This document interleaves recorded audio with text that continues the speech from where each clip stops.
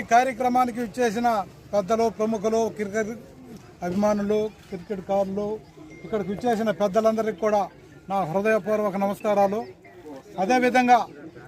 తొలిసారి మన నందమూరి తారక రామారావు ముఖ్యమంత్రి అయిన టైం నుంచి ఈ రోజు వరకు 38 సంవత్సరాలుగా ఈ కార్యక్రమాన్ని నందమూరి బస తారక రామన్ క్రికెట్ మెమోరియల్ ట్రస్టుగా ఏర్పడి వాళ్ళు ఈ 30 సంవత్సరాల నుంచి ఎంతో కష్టపడి కృషి చేస్తూ ప్రతి సంవత్సరం కూడా ఈ కార్యక్రమాన్ని 9వ తేదీ వాళ్ళు తీసుకొని చేయటం అనేది చాలా గొప్ప విషయం. ఇప్పుడు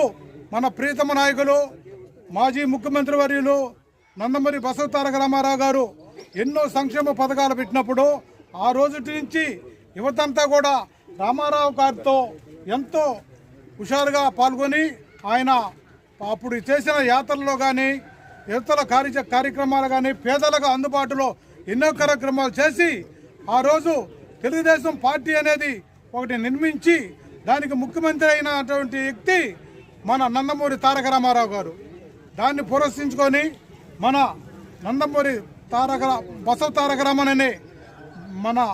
అమ్మగారైనటువంటి రామారావు భార్య గారు ఆమె పేరుతో 38 సంవత్సరాల నుంచి మన నందమూరి బసవ తారక టీం నందమూరి బసవ తారక టీంకి చైర్మన్ శ్రీ గిరిబాబు గారు కానీ ఆ కమిటీ సభ్యులు కానీ ఈ రోజు వరకు వాళ్ళు కష్ట నష్టాలు పడుతూ ఈ కార్యక్రమాన్ని ఇదే విధంగా జయప్రదం చేస్తూ ఉన్నారు. కాబట్టి వారు ఇంకా ఇక్కడి నుంచి కూడా ఈ కొరవ 70 సంవత్సరాలు కూడా చేయాలని చెప్పి నేను మనస్ఫూర్తిగా కోరుకుంటూ ఇక్కడికి వచ్చిన క్రికెట్ కళాకారులు కానీ పిల్లలు కానీ ఆడేవాళ్ళు కానీ అందరూ కూడా ఈ కార్యక్రమంలో పాల్గొని సంతోషంగా ఈ సంక్రాంతి దినాలు గడుపుకోవాలని మరీ ప్రార్థిస్తూ, అదేవిధంగా ఈ గిరిబాబు గారు ఎన్నో ఆస్తి ప్రయోజనాలు పడి ఈ ప్రోగ్రాన్ని కంటిన్యూషన్ చేస్తూ ఉన్నాడు. కాబట్టి ఆయనకు నా హృదయపూర్వక నమస్కారాలు.